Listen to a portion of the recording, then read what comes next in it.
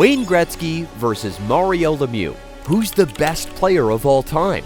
This debate has fueled passionate arguments for decades. And today, we're breaking down the key points for each side. Welcome to the Fans Tavern, the ultimate sports pub where the debates are hot, the takes are bold, and the beer is cold.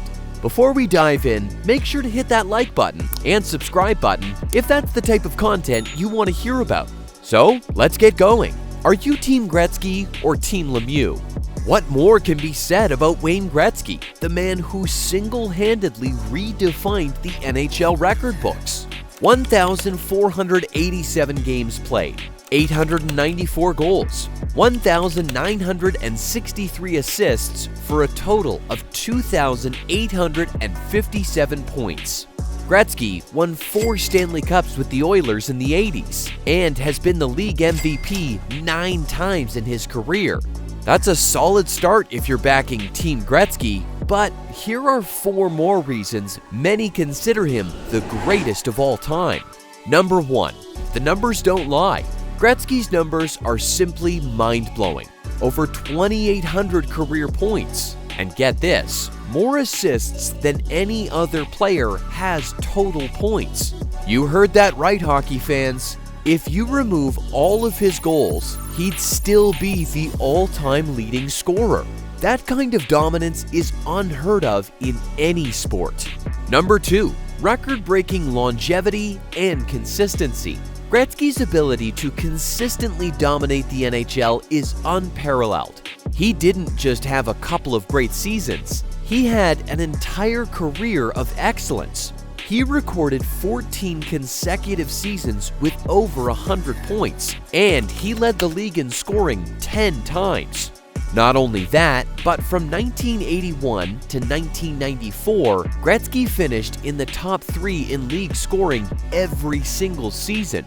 That's 13 years where he was at the absolute pinnacle of the sport. He holds an incredible 61 NHL records, including most points in a season, 215, most career playoff points, 382, and even most career hat tricks, 50. Gretzky's longevity wasn't just about playing for a long time, it was about playing at an elite level year after year. Number 3, a game changer. Gretzky wasn't just great because of his stats, he changed how the game was played. His creativity on the ice redefined offensive play in the NHL. He introduced the concept of Gretzky's office, stationing himself behind the opponent's net, using that spot to set up goals like a quarterback controlling the field. He revolutionized the way teams approached offense, and that impact is still felt in modern hockey. Number 4, surrounded by talent? Sure, but he elevated them. Now, here's a key point. Gretzky played with some all-time greats, Mark Messier, Jari Kurri, Paul Coffey, but let's be clear, he made those guys better. The Oilers were stacked, no doubt, but Gretzky was the engine. He turned great players into legends with his vision, hockey IQ, and leadership. Alright, now let's talk about Mario Lemieux, or as his fans call him, Super Mario. 915 games played, 690 goals, 1,033 assists for a total of 1,723 points. He won 2 Stanley Cups as a player and added 3 as an owner. These count, right? Though Gretzky may have the numbers, Lemieux's incredible talent and his career's struggles leave fans wondering, what might have been?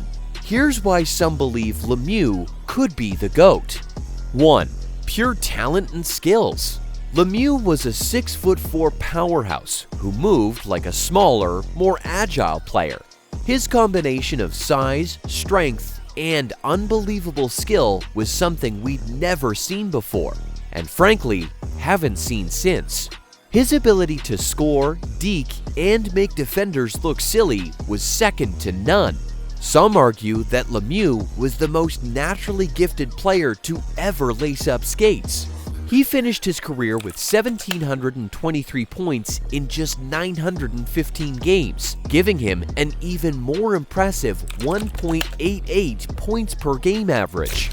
2. He changed the way teams approached defending superstars. Lemieux wasn't just a generational talent. He changed how the game was played defensively. Teams had to adjust their strategies to deal with his combination of speed, size, and stick handling. Coaches would deploy multiple players just to slow him down, and even that didn't always work. Lemieux forced the NHL to evolve in terms of defensive schemes. 3. Overcoming adversity like no other. Lemieux's career was a story of overcoming constant physical challenges. He missed significant portions of his prime due to injuries and illness. In 1990, at the age of 25, he missed 50 games due to a debilitating back injury, right after a season where he put up 123 points in just 59 games. In 1993, at 27, he was diagnosed with Hodgkin's lymphoma and missed 24 games that year, but still came back to win the scoring title with 160 points. All in all, Lemieux missed a total of 534 games over his career, many during what are typically considered a player's peak years, aged 24 to 30. Imagine the numbers he could have put up if he had played a full career. 4. He carried his teams, without the same supporting cast as Gretzky. Here's something that often gets overlooked. While Gretzky played with some of the best talent around, Lemieux didn't have the same luxury for much of his career. Sure, he had Jaromir Jagr later on, but in his early years, he was practically carrying the Pittsburgh Penguins on his back, and he had a back injury. He didn't have an all-star lineup around him, yet he was still breaking records and winning scoring titles. That says a lot about just how good he was.